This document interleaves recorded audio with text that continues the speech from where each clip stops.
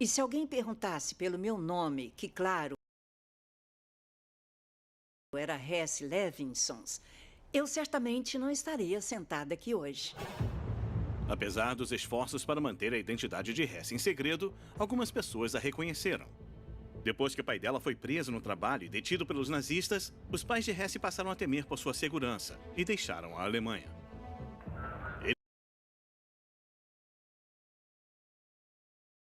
Eles foram para a Letônia, depois para a França, antes de Hitler invadir a Polônia em 1939. Em 1942, eles escaparam completamente da Europa ocupada pelos nazistas, ao conseguir vistos para Havana, em Cuba, onde a família viveria até 1949.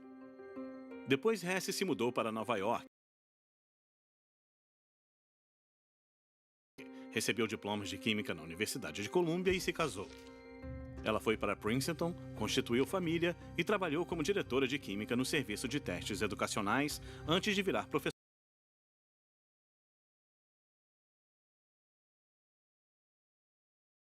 na Universidade de St. John, em Nova York. Esse tempo todo, ela manteve a história da infância famosa em segredo.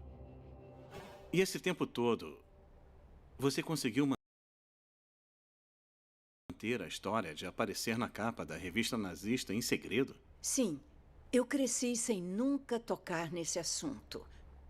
Só muito tempo depois é que eu contei a alguém sobre essa história. Em 87, 50 anos depois, Hess finalmente quebrou o silêncio e revelou a verdade sobre o bebê ariano perfeito.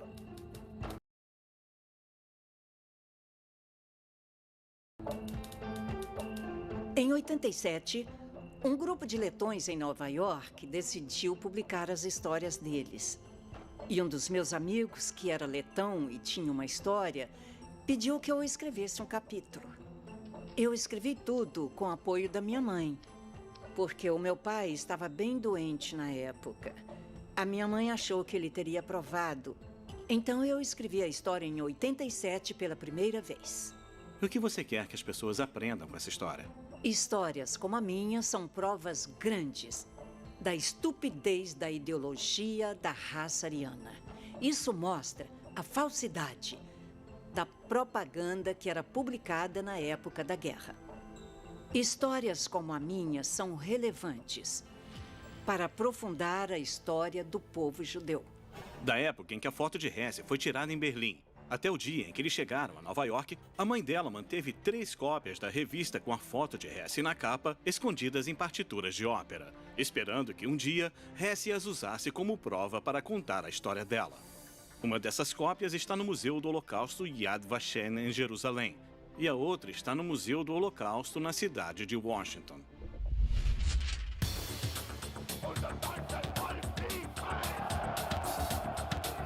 A máquina de propaganda nazista ajudou Hitler a ganhar controle, espalhar medo e promover o Terceiro Reich como potência mundial.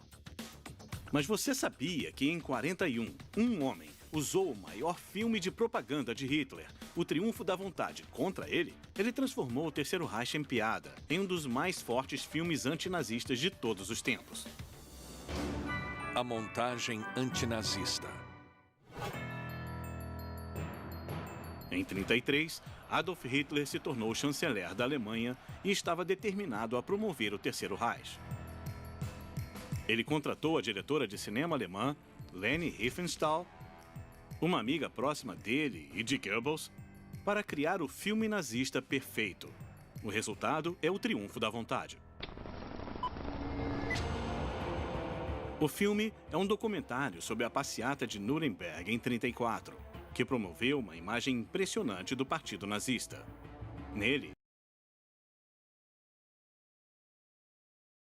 Riefenstahl mostra 180 mil alemães em perfeitas formações em linha reta e em imagens extremamente amplas, criando a impressão de um Terceiro Reich dominante. Os cidadãos são mostrados de cima, fazendo-os parecer pequenos, enquanto Hitler é visto de baixo, fazendo-o parecer um gigante. A mensagem é muito obscura, mas o filme é visto como uma obra-prima e ajuda nos esforços de recrutamento do partido. Em 1941, Hitler invadiu a Polônia e depois a França. E quando o Japão atacou Pearl Harbor, os Estados Unidos entraram na guerra.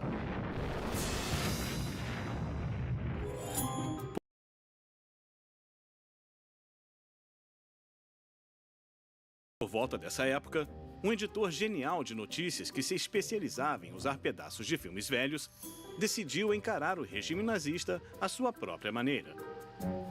Até hoje, nós não temos ideia de como era o rosto dele, mas sabemos o seu nome, Charles A. Ridley. De dia, Ridley editava os rolos de filmes para o Movietone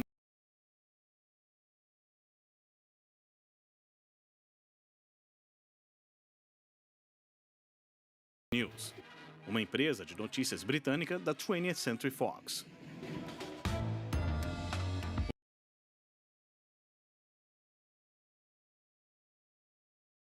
Um dia, ele teve a ideia de fazer piada com Hitler e seus soldados. E como ele fez isso? Ele reeditou partes do filme de Hitler, O Triunfo da Vontade, e adicionou a música de um popular espetáculo chamado Lambeth Walk. Dê uma olhada nisso.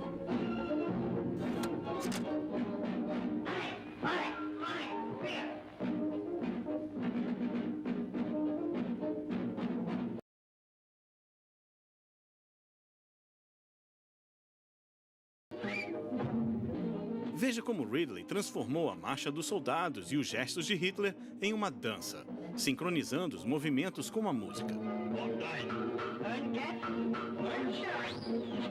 A imagem ameaçadora do regime nazista é reduzida apenas a uma piada. A obra-prima de Ridley foi então distribuída a várias companhias de notícias sob títulos diferentes, incluindo Chico Gruber fazendo Lambeth Walk com a banda da Gestapo. O que era especialmente ultrajante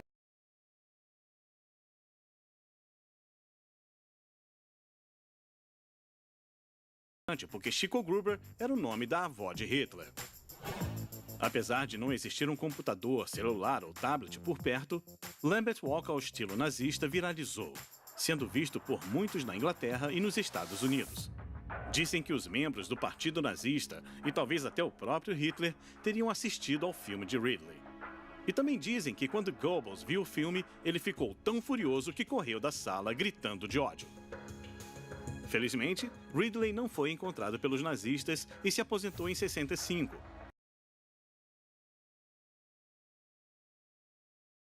Quando os noticiários de cinema começaram a sumir. Ridley continuou fazendo filmes publicitários, mas nenhum foi tão popular quanto Hitler fazendo Lambeth Walk, que é considerado até hoje como o noticiário de cinema mais famoso da história.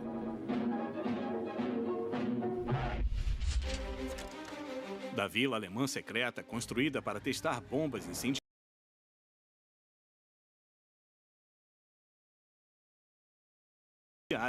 ao primeiro ataque americano aos nazistas na Groenlândia.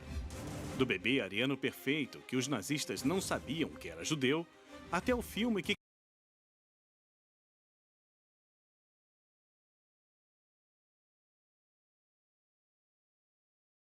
caçoava de Hitler e de seu exército. Esses são alguns dos incríveis casos do passado americano que a história esqueceu. Até agora.